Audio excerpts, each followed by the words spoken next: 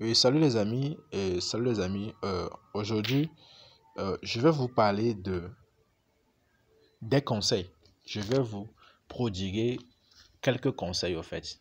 Quelques conseils que j'ai eu à tirer de mon expérience personnelle dans le domaine de la crypto-monnaie.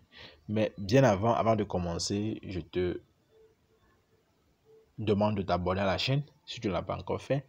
Abonne-toi à la chaîne et like la vidéo. Partage la vidéo avec tes proches pour que eux aussi en bénéficient au fait. Il ne faudrait pas garder ces conseils-là pour toi seul. Il faudrait partager ces conseils-là avec tes proches qui sont dans le domaine aussi de la crypto-monnaie.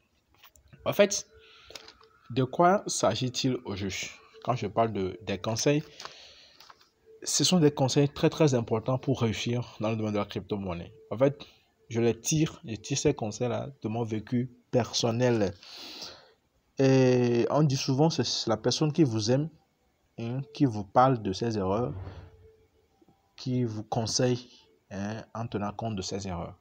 Et moi, la courte expérience que j'ai eu à vivre dans le domaine de la crypto-monnaie, en fait, je me suis pas dit que j'ai perdu, je n'ai pas perdu, mais j'ai appris des situations, j'ai appris de mes erreurs, comme un grand auteur ou bien une grande personnalité a eu à le dire. On ne perd jamais, on gagne, soit on gagne, soit on apprend des situations. Donc, ceci dit, la première des choses, le premier conseil que je vais vous prodiguer, la première des choses, les gars, il faut bien écouter le premier conseil. Le premier conseil que j'ai à vous prodiguer. Prends ton stylo et note le premier conseil, en fait. Le premier conseil, c'est d'aller trouver un travail à faire. En tout cas, tu as été surpris, non? Tu as été surpris que je te dise d'aller trouver un travail à faire, non? Ok, ça, c'est le premier conseil, mon frère. Sérieux. Pour réussir dans le domaine de la crypto-monnaie, il faudrait que tu te trouves un job. Même si c'est pousse-pousse au marché, là. C'est du travail, mon frère. C'est du travail. Comme on le dit souvent, il n'y a pas de saut métier. C'est du travail. En tout cas, trouve-toi un travail. Parce que si tu n'as pas de travail, tu vas penser que c'est la crypto-monnaie qui va te rendre riche dans un bref délai. Alors que la crypto-monnaie ne rend jamais riche dans un bref délai. En tout cas, que les expérimentés, que ceux qui sont depuis dans le domaine de la crypto-monnaie avant moi en témoignent. C'est-à-dire que si actuellement tu suis la vidéo et tu sais que dans tous les cas, tu es plus expérimenté que moi, il faut en témoigner. En fait, moi je suis jeune dans le domaine de la crypto-monnaie, mais je peux témoigner que la crypto-monnaie ne rend jamais riche, ne peut jamais te rendre riche dans un bref délai. Moi, je le dis. Donc, je le dis et je le signe. Donc, si tu estimes que c'est faux, il faut le dire. Mais il faut le dire dans la barre de commentaires. Et si c'est vrai ce que je dis aussi, il faut aussi confirmer ça dans la barre de commentaires. Donc, on ne devient jamais riche dans un bref délai avec la crypto-monnaie. Non. D'accord. Donc, pour éviter des chocs psychologiques, il faut te trouver d'abord un travail. Mon frère, trouve-toi un travail. Et un travail, un travail réel, physique, qui te ramène, qui te procure une source de revenu, en fait. Qui te procure un revenu. Quand je parle de travail, je te dis, cherche une source de revenu, en fait. Trouve-toi un job qui puisse te ramener de l'argent.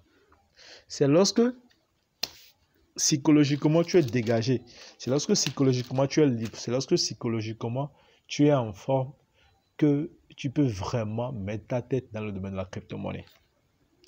À ce les gars, ok, si tu n'as pas de travail, tu n'as pas un source de revenu, maintenant dis-moi, c'est avec quoi tu vas investir dans la crypto-monnaie? Parce que, et retenez-vous très bien, la crypto-monnaie, c'est de l'investissement. Tu ne peux pas me dire que tu veux t'enrichir dans le domaine de la crypto-monnaie, c'est-à-dire uniquement par la voie de la gratuité. Quand je parle de la voie de la gratuité, je veux parler du minage. On est d'accord? Je veux parler du minage. Donc, tu ne peux pas estimer devenir riche comme ça uniquement en minant les projets de crypto-monnaie. On est d'accord? Non, ça, c'est difficile. Donc, tu vas devoir investir. Quand je dis investir, c'est le fait d'acheter des crypto-monnaies. Maintenant, c'est là maintenant le deuxième conseil. Le premier conseil, c'est que trouve-toi un travail à faire. Ça, c'est le premier conseil. Trouve-toi un travail à faire, peu importe le travail. Il faudrait que ce travail-là t'épanouisse psychologiquement. Physiquement, tu t'épanouis. Psychologiquement, tu t'épanouis. C'est là que tu pourrais vraiment avoir ta test aux crypto-monnaies. C'est là que tu pourras aussi puiser de l'argent et c'est ton source de revenus là qui va aussi t'aider maintenant à saisir des opportunités, à investir dans la crypto-monnaie. On est d'accord? Sans ça, tu ne peux pas. Tu ne peux pas. C'est le premier conseil. Dans le deuxième conseil maintenant, c'est le choix. C'est le choix de, je sais pas, de l'aventure dans le domaine de la crypto-monnaie. Quand je parle du choix de l'aventure dans le domaine de la crypto-monnaie, je veux parler du type d'aventure que tu aimerais en fait et faire en fait. Est-ce que tu aimerais être un holder ou bien tu aimerais être un trader ou bien en même temps les deux, je dis holder trader. Qu'est-ce que je veux dire par holder trader? Les holders, c'est comme ceux qui font quand on prend dans le domaine des produits vivriers, il y a des bonnes dames, des commerçantes ou des commerçants qui achètent des produits vivriers, qui les stockent sur 1 an, 2 ans et après les revendent. Donc, c'est comme ça aussi dans le domaine de la crypto-monnaie. Tu peux acheter une crypto-monnaie, garder ça pour un bon bout de temps. C'est-à-dire que pour un 2 ans, un 5 ans, un 10 ans, un 30 ans avant de le revendre. C'est-à-dire dans l'optique que cette crypto-monnaie-là explose, que cette crypto-monnaie-là prenne plus de la valeur pour que tu puisses te faire un maximum de profit. Donc, c'est ça. Donc, c'est ça le holding. Le holding, c'est ça. Maintenant, tu peux être un trader. Un trader, c'est que lui, il achète et que quand ça fait, ça monte un peu, il revend et il prend son argent. Il achète, il revend, il prend son argent. Lui n'attend pas, le holder n'attend pas 1 an, 2 ans. Un holder, quand il a l'opportunité, même s'il achète aujourd'hui, si c'est 2 semaines après, 3 semaines après, s'il lui voit que sur son argent, il a un bénéfice de $20, $100, lui retire en même temps. Ah oui, il sort du marché. Donc, tu dois faire ce choix-là. Qu'est-ce que tu aimerais être? Tu aimerais être celui qui achète, qui garde, et quand ça va faire un jour du bon boom, tu revends, ou bien tu aimerais être cette personne-là qui achète quand ça fait un peu, même si c'est $20 de plus, tu revends et tu sors du marché. En fait, c'est ça, en fait. Il faudrait choisir, en fait, le type de personne, le type d'aventure que tu aimerais, en fait, faire dans ce domaine-là. Parce qu'il ne faut pas avancer aveuglement. C'est l'une des erreurs que moi aussi je faisais. J'ai avancé aveuglement, en fait, c'est ça. Je ne savais pas quand entrer dans le marché et quand sortir. Donc, c'est ça le troisième conseil. Le troisième conseil, c'est quand entrer dans le marché et quand sortir dans le marché. Ah oui, quand entrer dans le marché et quand sortir du marché. J'ai dit bien, le premier conseil, c'est de te trouver un travail à faire. Le deuxième conseil, c'est de faire le choix si tu veux être un holder ou tu veux être un trader ou bien tu veux être les deux. Maintenant, le troisième conseil, c'est de savoir quand entrer dans le marché et quand sortir du marché. Je vous donne moi mon exemple personnel, moi mon expérience.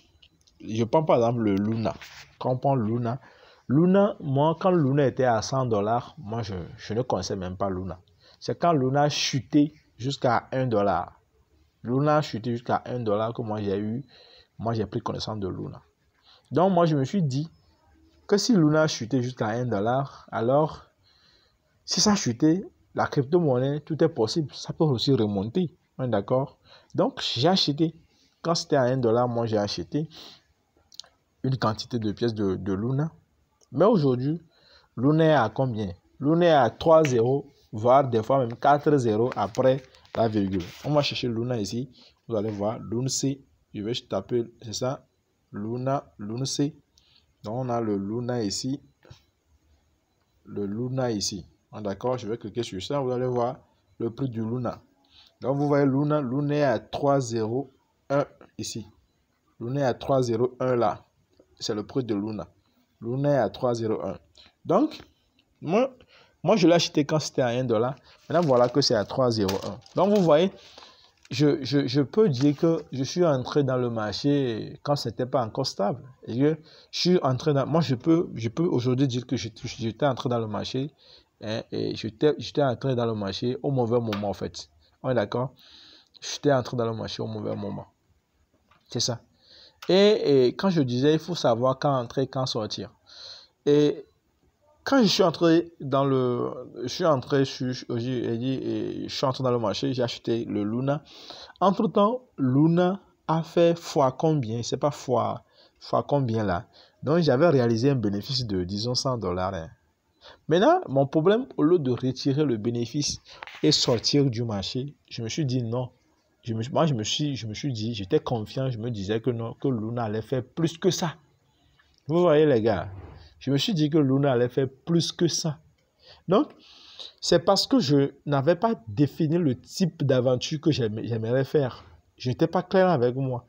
Si c'est que je m'étais dit que j'allais être holder, trader, ça allait être bien. J'allais en même temps profiter. Je holdais un peu le Luna. Et quand ça fait fois, quelque chose, ça explose un peu, je vends et je sors du marché et puis j'attends voir ce que ça va donner. Non, les gars, ce sont des risques que nous prenons. On prend des risques. Donc, j'ai pris le risque, je pensais que ce Luna allait faire plus que ça. Et voilà les $100 de bénéfices que j'ai. Et wow, c'est parti en l'air. Ah oui, parce que Luna est redescendu. Parce que quand ça a monté, les gens ont fait chose. Les gens ont vendu. Luna a encore chuté. Aujourd'hui, c'est dans ça que Luna est.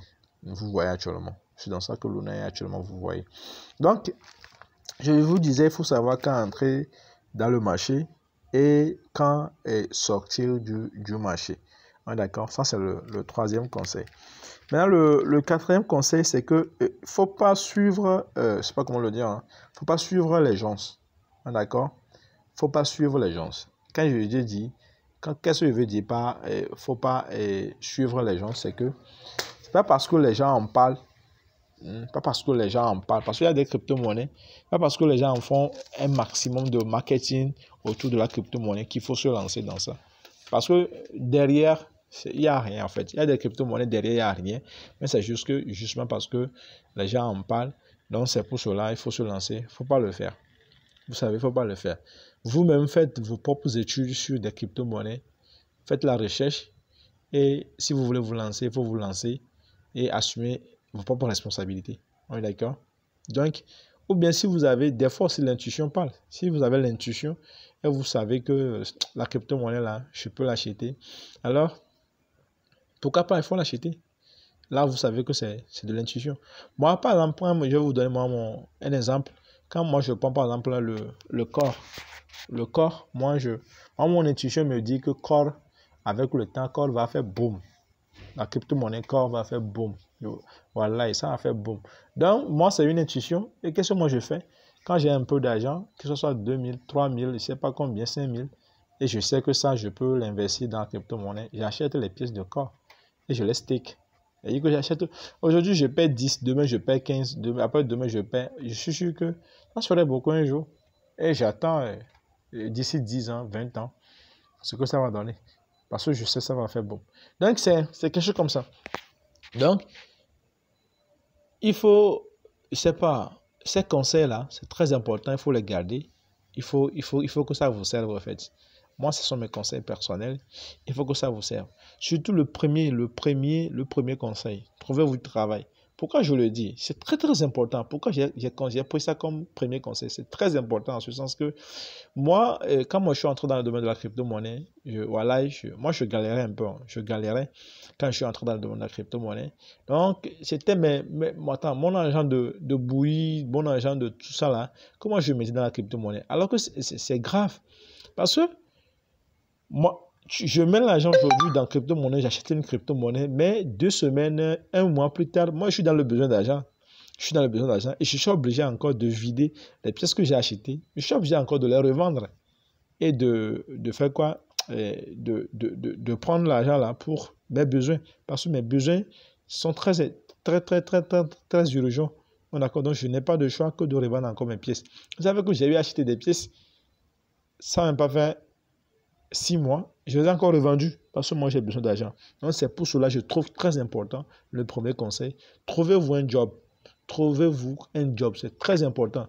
Avant de vous lancer dans la crypto-monnaie, trouvez-vous un job et faites de la crypto-monnaie un travail accessoire. Ne faites jamais de la crypto-monnaie un travail principal. Non, non, non, non, non. À moins que toi, tu viens d'une famille aisée. Si tu viens d'une famille aisée, là, c'est bien. Si ta famille a déjà de l'argent, tes parents sont riches et autres, ça, c'est bien. C'est bien. Là, toi, tu peux faire de la crypto-monnaie un travail principal. Mais mon gars, si tu es issu d'une famille comme moi, des familles modestes, où toi-même tu dois te prendre en charge, alors je te conseille d'abord de te trouver un petit job qui pourra t'aider à te prendre en charge et en retour et en plus t'aider aussi à mettre un peu d'argent dans la crypto-monnaie. Donc voici les conseils que moi j'ai aujourd'hui à vous prodiguer. Je suis sûr que ces conseils-là vont vous servir, vont énormément vous servir, énormément, je dis bien, ces conseils vont énormément vous servir. Donc abonne-toi à la chaîne et tu peux aussi partager tes expériences avec nous. Dans la barre des commentaires, tu peux aussi écrire ce que toi aussi tu as vécu. Je suis sûr qu'il y a des gens qui ont commencé, beaucoup de personnes ont commencé cette histoire de crypto-monnaie avant moi. Je suis sûr. Et je suis sûr aussi qu'il y a aussi des nouveaux. Donc, partagez vos expériences, écrivez ce que vous avez comme conseil aussi à me donner aussi. Je serai honoré, ravi d'apprendre aussi de vous, tel que je partage aujourd'hui mes conseils avec vous.